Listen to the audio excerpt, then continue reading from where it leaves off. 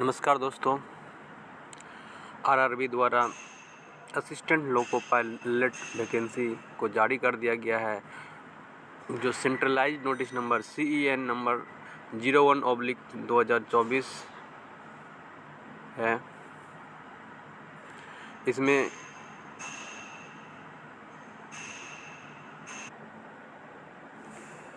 Opening date of application जो है 20/1/2024 से शुरू हो जाएगा, जो closing date of submission of application 19/2/2024 तक रहेगा।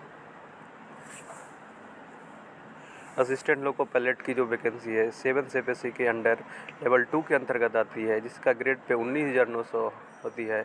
इसका जो सबसे मेडिकल स्टैंडर्ड है वो A1 होता है। एज ऑन 2024 18 से 30 होना चाहिए। टोटल वैकेंसी जो दिया गया है 5,696 दिया गया है। अब हम सीधा उस पेज पे लेके आए हैं जहां आपको जोन वाइज वैकेंसी आप देख सकते हैं, किस जोन में कितनी वैकेंसी है और कैटेगरी वाइज वैकेंसी कितनी है। जैसे कि आप देख सकते हैं UR के लिए जो है 2,499 पोस्ट है और SC के लिए 804 पोस्ट है, ST के लिए 482 पोस्ट है, OBC के लिए 1,351 पोस्ट है, EWS के लिए 560 पोस्ट है। टोटल जो है 5,696 पोस्ट है और एक्स सर्विस मैन के लिए जो है 572 पोस्ट है। आप देख सकते हैं zone wise vacancy.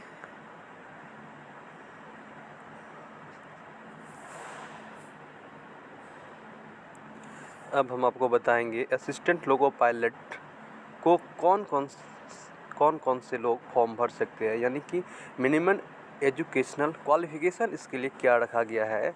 Minimum qualification जो है वो आपका मैट्रिकुलेशन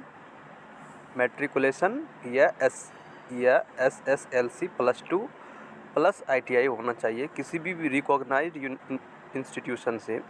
वो NCVT से भी हो सकता है या SCVT से हो सकता है।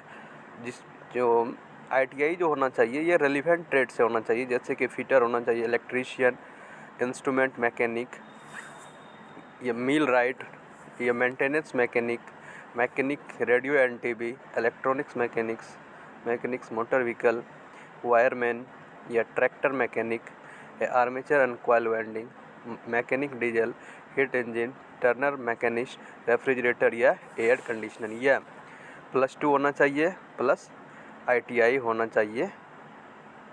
ट्रेड मेंशन्ड एवं, जो कि ऊपर में ITI का ट्रेड दिया गया है, या +2 होना चाहिए या 3 इयर्स डिप्लोमा होना चाहिए, मैकेनिकल में हो, इलेक्ट्रिकल में हो, इलेक्ट्रॉनिक्स में हो, ऑटोमोबाइल इंजीनियरिंग में हो, या combination of various stream of these engineering discipline from the recognized institutions in lieu of ITI.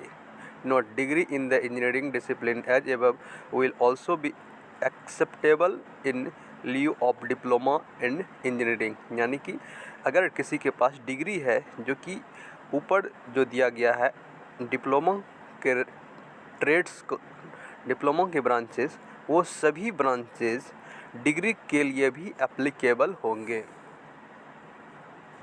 अब हम देखेंगे एज लिमिट क्या है।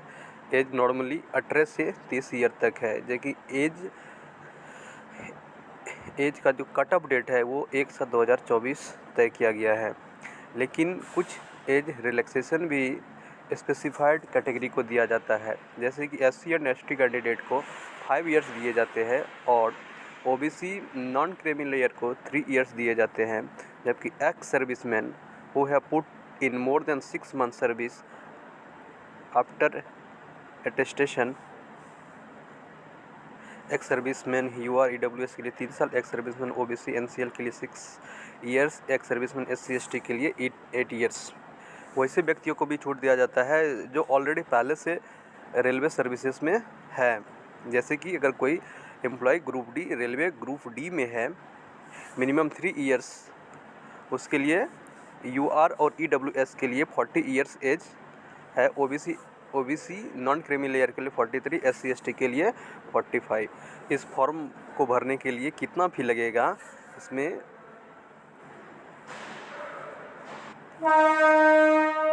सभी को 500 रुपया फ़ी है, लेकिन लेकिन कुछ कैटेगरी को डिडक्स छूट है जो कि सीरियल नंबर 2 में दिया गया है, जैसे कि SC ST ex serviceman, female, transgender, minorities, EBC economic backward classes, उसके लिए 250 रुपया फ़ी है।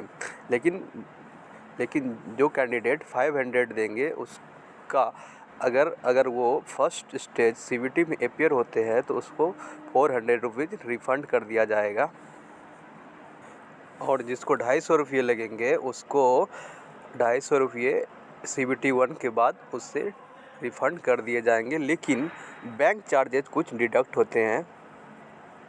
अब मैं फिर से आपको फर्स्ट पेज पे लेके आ गया एक बार।